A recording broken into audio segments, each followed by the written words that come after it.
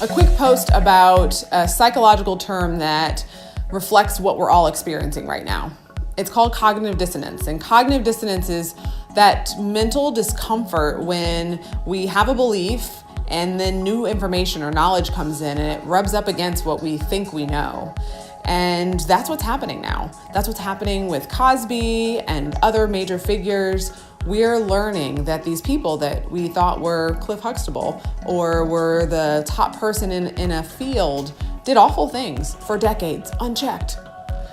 And I want to acknowledge that we're experiencing this cognitive dissonance and help people realize that research would suggest that if we're prepared for the dissonance, if we know it's coming, we can do better resolving the conflict. We can spend less time in denial.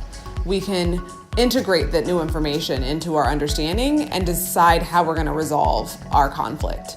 I want us to hear people's truths, hold the contradiction between what people are sharing, what they've shared for decades, but we're now believing and have evidence for because we see the pattern of experiences and we can't ignore the onslaught of people saying, me too, me too, me too.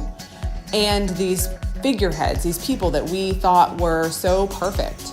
I want us to hold that contradiction and figure out how we're going to resolve it rather than reject people's truths. We're going to be experiencing some cognitive dissonance. This Me Too movement is about centering victims of sexual violence. It's not about a witch hunt or trying to topple people, and yet people who do awful things are going to be held accountable. So how do we resolve that conflict and hold those two truths?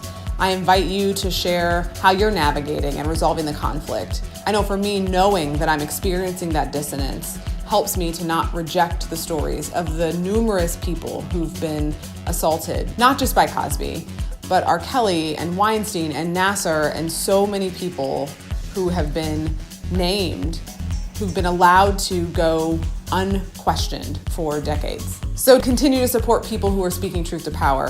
Figure out a way to hold the contradictions and be prepared for the dissonance.